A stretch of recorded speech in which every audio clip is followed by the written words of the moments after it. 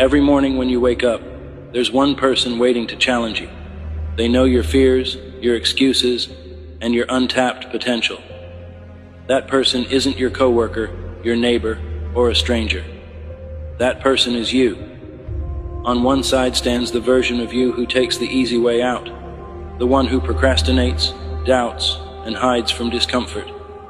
On the other side stands the version of you who is relentless, unstoppable, and capable of achieving greatness. The question is, which version of you will win today? This is the most important battle you'll ever face, you versus you. It's a battle that shapes your happiness, success, and legacy. Let's get one thing straight. No one owes you anything. Life doesn't owe you success.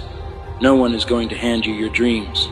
There's no magical shortcut, no lucky break waiting just around the corner.